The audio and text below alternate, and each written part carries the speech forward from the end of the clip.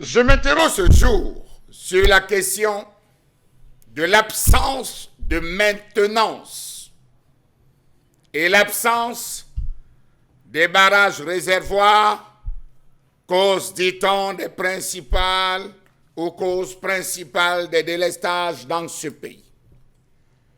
Dans un communiqué datant du 14 janvier 2025, le ministre de l'Eau et de l'Énergie, Gaston Elundo Essomba, a informé le public que le réseau interconnecté Sud connaît actuellement des perturbations dans la fourniture en énergie électrique.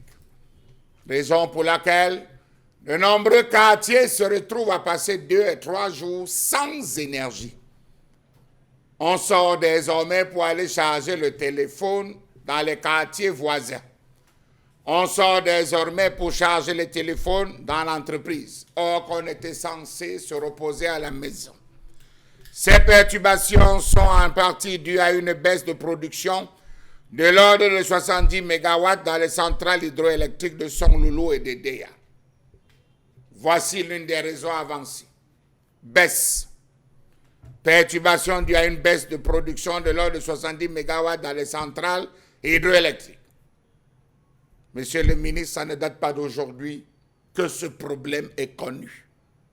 Ça ne date pas d'aujourd'hui que ce problème a été posé sur la table par vos 3 précédents, vos 3 prédécesseurs, ceux qui sont venus bien avant vous.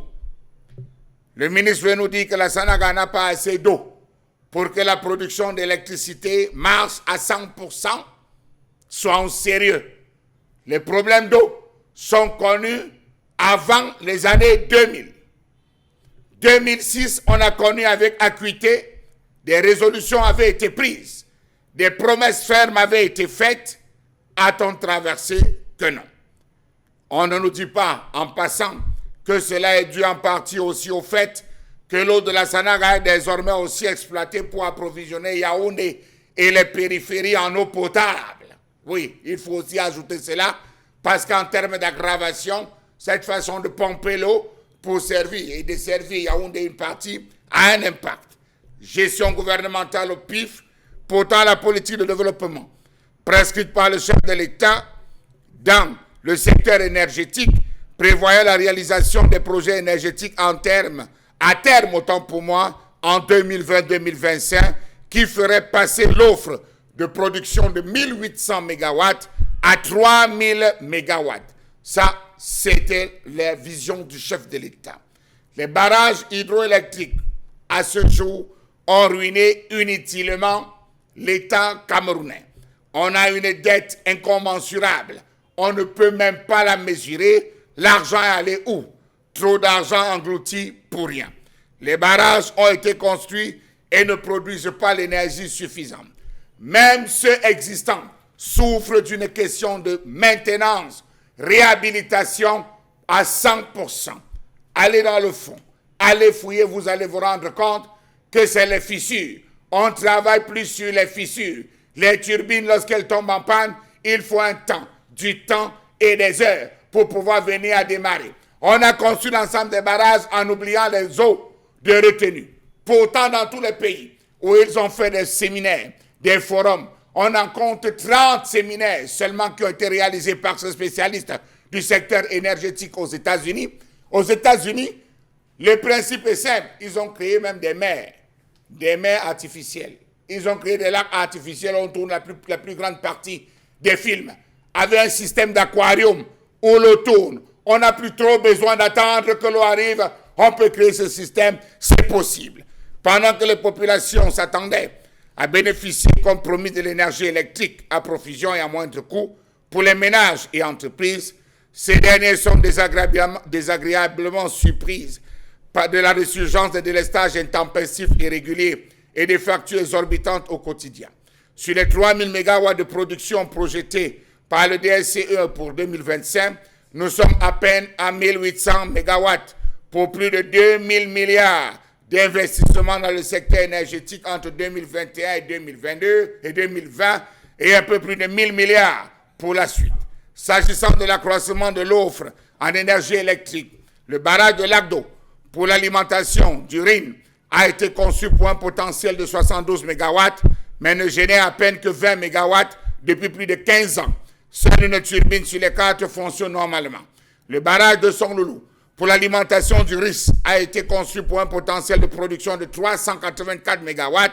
Aujourd'hui, l'ouvrage ne délivre qu'à peine 200 MW à cause de l'ensablement du réservoir de stockage d'eau et à peine 3 turbines sont en bon état de fonctionnement sur un total de 8 installées.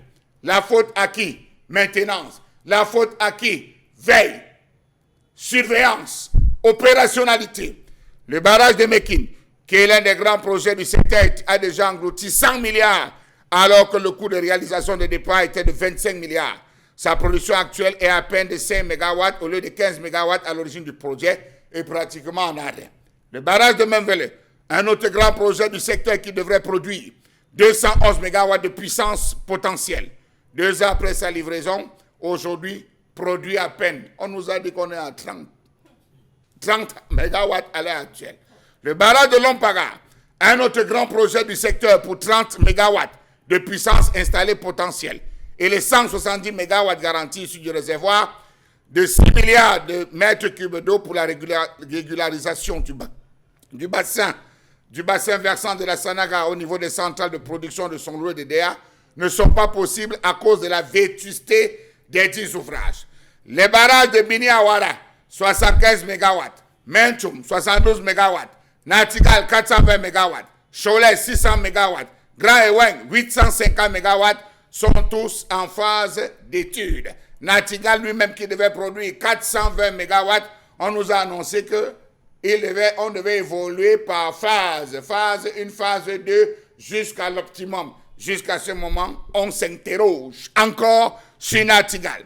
La centrale à gaz de Kribi, qui était censée produire 200 MW sur les 300 MW de puissance potentielle installée, souffre aujourd'hui à cause de la mauvaise étude et les problèmes d'approvisionnement en gaz.